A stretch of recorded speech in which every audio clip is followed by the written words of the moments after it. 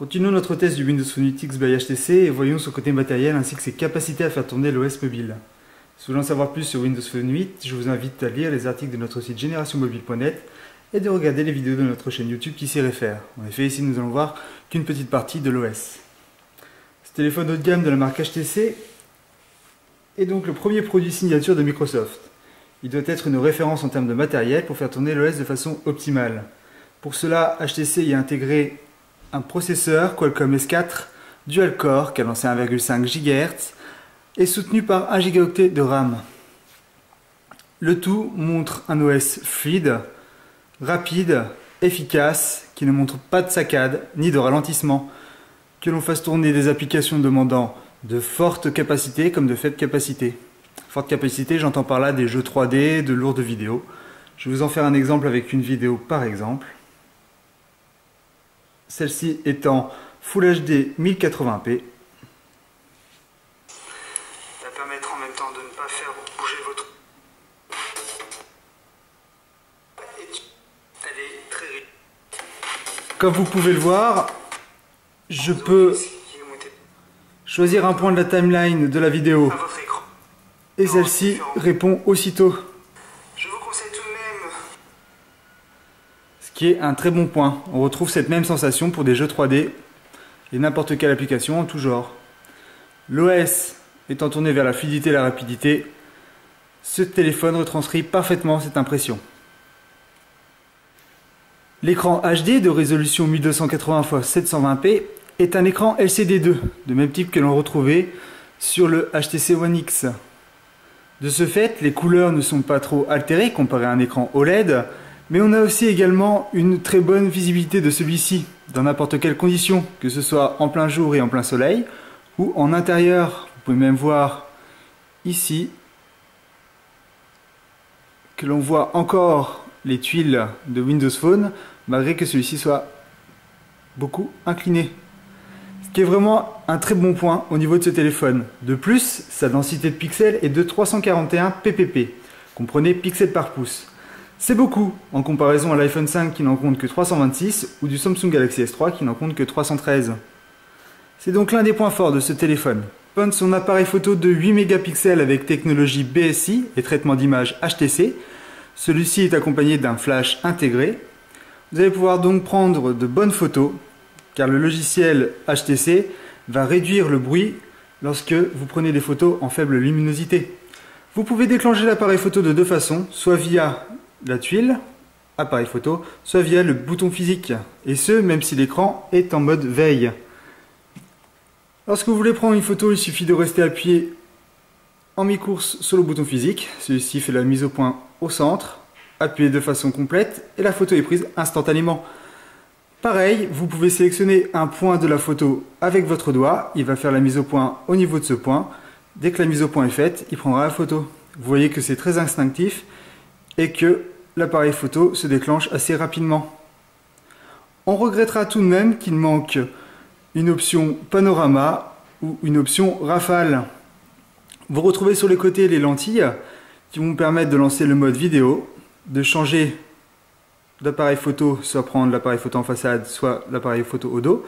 Le mode flash, avec flash, flash automatique ou sans flash. Et ici la lentille qui va vous permettre de lancer des applications qui utiliseront votre appareil photo, telles que Bing Visual ou encore des filtres de tout genre. Là encore c'est dommage, on aurait bien voulu que HTC intègre son retouche photo avec ses filtres directement via cette application. Peut-être que cela se fera dans l'avenir. Bing Visual, lui, sert à photographier n'importe quel objet, comme une pochette d'album de musique, ou alors encore un DVD. Bref, un code barre, QR code, tout objet qui va pouvoir donner une information concrète et précise via Internet. Un autre point fort de ce téléphone est son appareil photo en façade.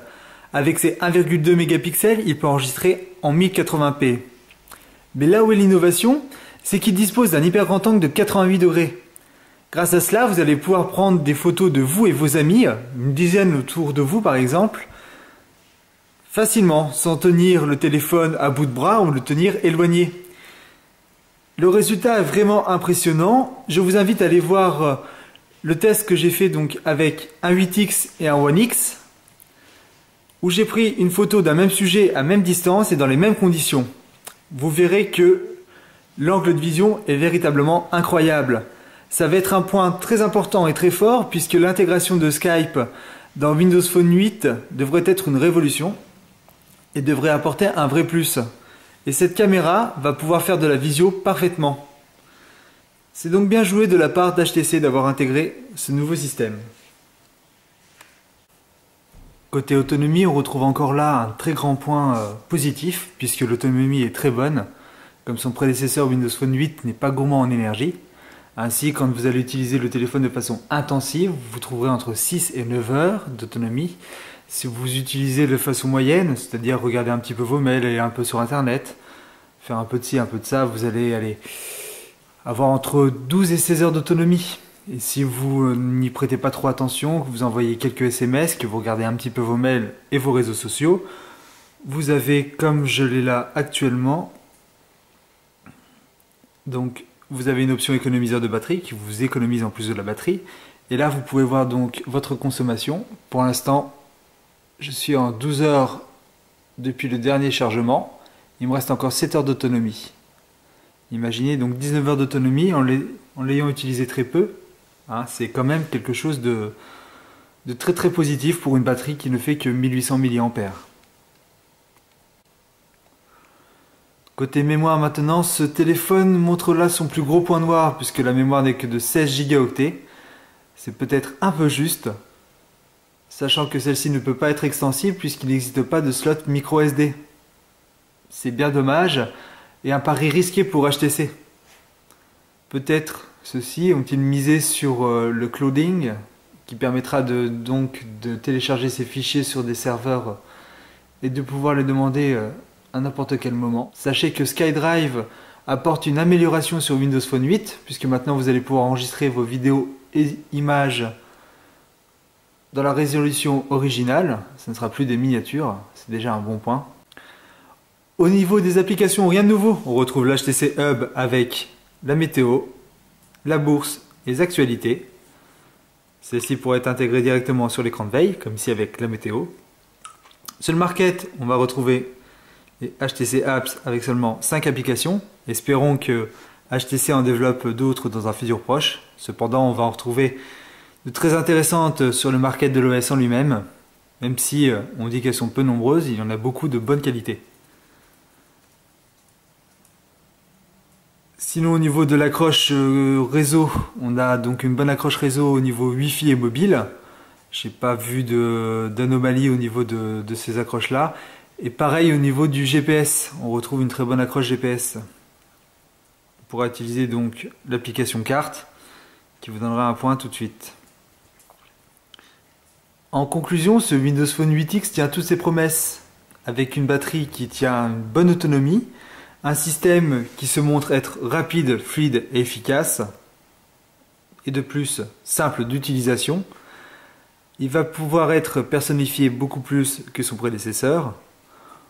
On retrouve donc ici véritablement un système qui vous permettra de naviguer sur Internet parfaitement bien, d'avoir accès à tous vos réseaux sociaux et tout votre contenu multimédia d'une très bonne façon. Son écran 4,3 pouces est superbe. Intégré dans un design compact et élégant, HTC a su mettre véritablement la barre haute. Il ne ressemble à aucun point au Nokia qu'on peut connaître et que l'on va connaître sous Windows Phone 8. Ses points forts seront donc son design, le son qu'il produit est de bonne qualité, mais surtout ses appareils photo et notamment son appareil photo avant full frontal. Voilà, si vous voulez en savoir plus sur ce mobile et si vous avez des questions, je vous attends sur le forum Génération Mobile pour les poser dans la section Windows Phone 8X by HTC ou alors directement dans les commentaires de l'article qui proposera donc ce test. C'était Dorzio pour Génération Mobile.